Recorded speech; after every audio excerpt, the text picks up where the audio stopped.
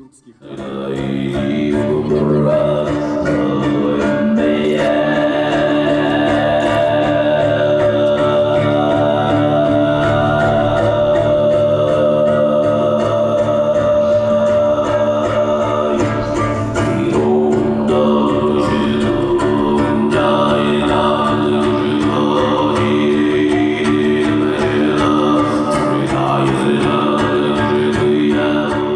Подобного рода мероприятия объединяют наши тюркские народы и помогают нам друг друга более плотно узнать и поближе познакомиться с культурами. Ну, хотелось бы, да, чтобы в культурном богатстве вот этих народов, которые здесь представлены, узнало как можно большее количество людей.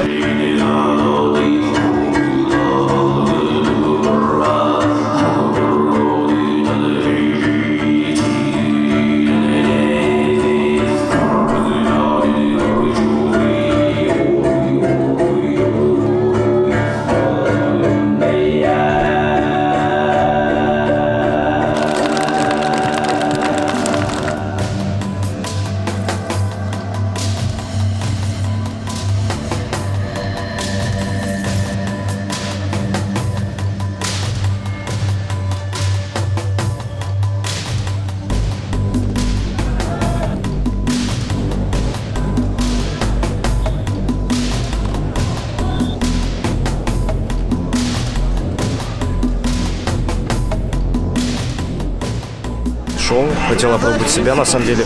Как по мне, это мои первые соревнования по грэпплингу.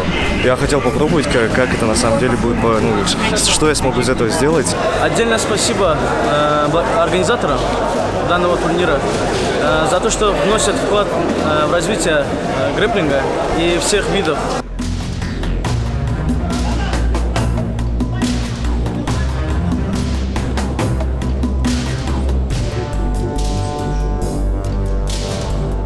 Спасибо